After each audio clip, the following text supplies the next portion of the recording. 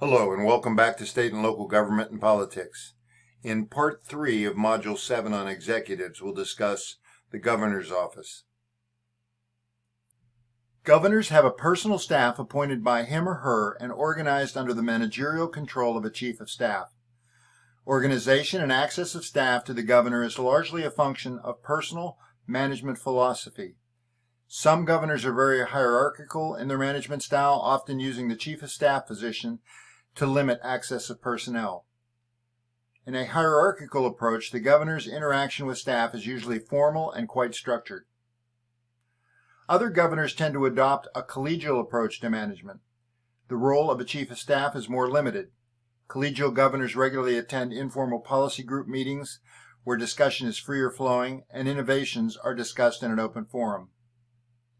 It is important to realize that several other elected positions exist within the executive branch. For example, Secretary of State, Attorney General, Treasurer, and Comptroller, or Controller or Auditor. The sub-governor executive offices are not beholden to the governor. While office holders might meet regularly with the governor, they do not take their direction from him or her. In addition, an agency's staff exists below the governor's political appointees and or below that of other elected state executives. In theory, bureaucracy is politically neutral, but organizational and individuals' values and priorities may subconsciously shape judgment. The ability of a governor and other political executives may be constrained by bureaucracy. Administrative reform efforts are in some instances an attempt to break down the bureaucratic network and reduce red tape. As with the president, state governors are generally required to organize and submit an annual or biannual budget to the state legislature for consideration. The budget office is particularly critical when the opposition party controls the state legislature. The office serves as an important liaison function in promoting the governor's agenda. Governors often establish policy advisory groups. Policy groups are often formed around related policy issues, such as crime, education, welfare, transportation, and many others.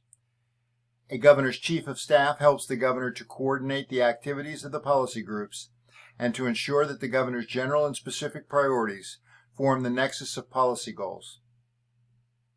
In addition to personal staff, governors rely heavily on appointed boards and commissions. Commissions are often closely tied to specific policy issues in a state and are very important in promoting policy innovations. In relation to issues of sustainability, state energy commissions, for instance, spend considerable time studying the feasibility of alternative energy development in states. Education policy functions often have associated boards or commissions with either appointed or elected officials. Not unlike the presidency, governors can also appoint a cabinet to manage related state administrative departments. In some states, certain policy areas have elected leadership.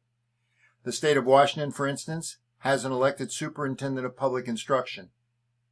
California has an elected labor commissioner. Despite a large staff and executive office organization, governors are highly dependent on personal characteristics to shape policy and outcomes. The power to persuade the voters and legislators of the importance and necessity of certain policy priorities cannot be underestimated. Public opinion is a strong influence in shaping a governor's ability to successfully promote a policy agenda. Public opinion research indicates that the public expects the governors to pay close attention to state economic trends. When state unemployment rates rise, the governor's public opinion ratings tend to decline. Conversely, the public is generally supportive of governors who chase smokestacks, that is, successfully pursue economic development in their state. Public opinion, however, is also shaped by the specific type of industrial development pursued. Increasingly, voters insist on clean industries that will not pollute the environment. It is important to remember that all the actions of the governor are ultimately shaped by his or her partisan leanings and the partisan climate in which he or she operates at the state level.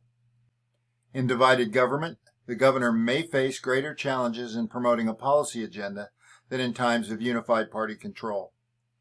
He or she must also work with the state's elected congressional delegation, which may or may not share the governor's policy priorities or visions for innovation. In Part 4 of Module 7 on Executives, we'll discuss the Secretary of State and the Attorney General.